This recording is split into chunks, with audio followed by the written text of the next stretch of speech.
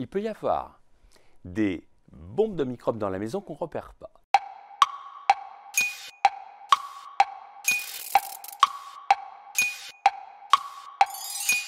Une étude a montré que le paillasson est 75% plus contaminé qu'à côté du paillasson. Personne ne les lave. C'est des véritables aéroports à microbes. Donc mon conseil, marchez à côté ou lavez-le de temps en temps et enlevez vos chaussures en rentrant dans la maison. Il y a des tas de petits gestes dans la maison en termes d'hygiène. C'est le tapis de bain dans la salle de bain, c'est le pommeau de douche qu'il faut tous les mois mettre dans de l'eau vinaigrée pour éviter qu'il y ait des germes qui stagnent. C'est tout simplement de bien aérer les pièces pour éviter que ça devienne des véritables stagnations de microbes.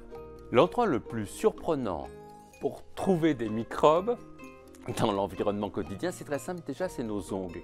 Les ongles peuvent devenir une véritable ménagerie à microbes. Imaginez, sous les ongles, les microbes ont du temps, de l'humidité pour se développer à fond. Résultat des courses, on a découvert que les gens qui ont des ongles sales ou qui se les rongent, comme on se met 2 fois par heure les mains à la bouche, on retrouve dans leur salive des entérobactéries. C'est les bactéries qu'on retrouve dans les selles, ce qui explique pourquoi ces gens ont mauvaise haleine. Il faut savoir que le système immunitaire, plus on avance en âge, plus il diminue. Donc, des germes qui ne feraient rien chez un sujet qui est jeune en pleine santé, chez un sujet âgé, ça peut faire des dégâts. Il y a un truc très bien, c'est d'avoir par exemple un animal domestique à la maison. Quand les gens ont un chat, ils font 40% de problèmes cardiovasculaires en moins. Le chat, il a 200 millions de terminaisons olfactives, nous on en a que 5 millions. C'est un véritable outil diagnostique.